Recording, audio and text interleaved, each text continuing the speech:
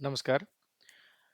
आज म तपाईँहरूलाई वास्तुशास्त्र अनुसार चाहिँ तपाईँहरूको टोयलेट कहाँ हुनुपर्छ? तपाईँले घर बनाउँदै हुनुहुन्छ, अब यहाँ अ जेनरली चाहिँ धेरैजसोले टोयलेट मिस्टेक ठाउँमा बनाइरहनु भएको भेटेका छौँ हामीले धेरै वास्तु भिजिटमा होइन? त्यही भएर तपाईँलाई म आज तपाईँको लेआउट अनुसार जस्तै वास्तुको इन्जिनियरिङ लेआउट अनुसार, इन्जिनियरिङ नक्सा अनुसार तपाईँलाई म टोयलेट कुन ठाउँमा उत्तम हुन्छ भनेर एउटा जानकारी दिन गइराखेको छु। यो तपाईँलाई निकै राम्रो हुनेछ यो भिडियो। अब हामीले यो घरको ब्रह्मस्थान यहाँ यसरी ब्रह्मस्थानबाट चेक गर्दाखेरिमा यो पूर्वमुखी घर हो है।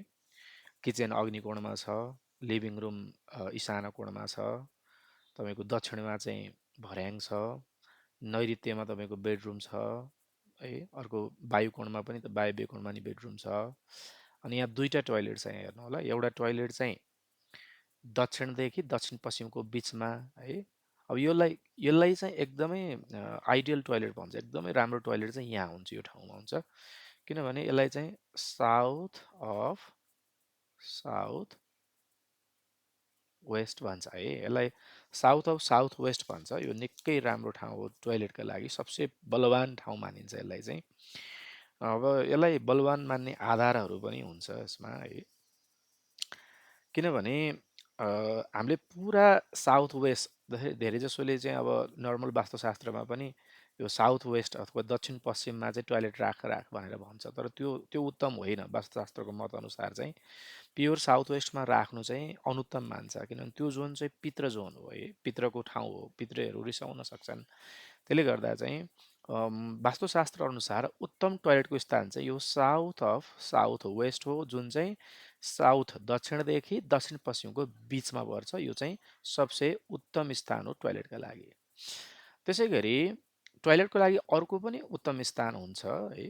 त्यो स्थान चाहिँ यो दक्षिण पश्चिम र पश्चिमको बिचमा। जस्तै तपाईँले चाहिँ यहाँ हेर्नुभयो भने जस्तै यहाँ यो ठाउँमा पनि टोयलेट दिन सक्नुहुन्छ।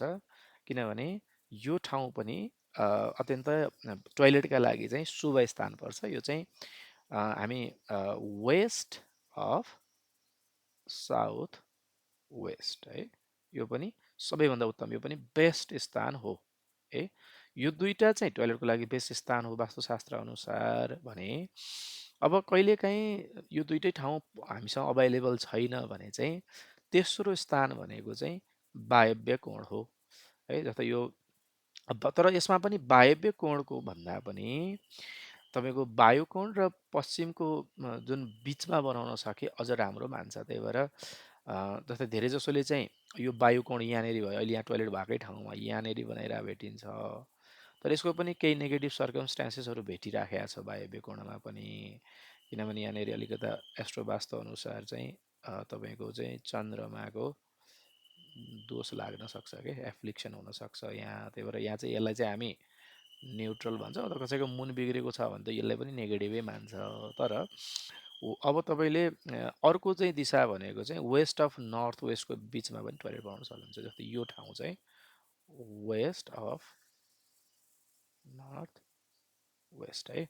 यो दिशा पनि टोयलेटको लागि उत्तम हुन्छ। ल वास्तुशास्त्र अनुसार चाहिँ सबभन्दा उत्तम चाहिँ यो साउथ अफ साउथ वेस्ट अनि वेस्ट अफ साउथ वेस्ट हो भने अर्को यो नर्थ वेस्ट चाहिँ न्युट्रल जोन हो धेरै जसोको लागि। तर भन्न सकिन्न है, किनभने अब अलिकता यसले केही समस्याहरू लिएर आएको हामीले वास्तु भिजिटमा भेटिरहेछौँ होइन। त्यही भएर यसमा चाहिँ अलिक विचार गर्नु पर्यो, न्युट्रल हो।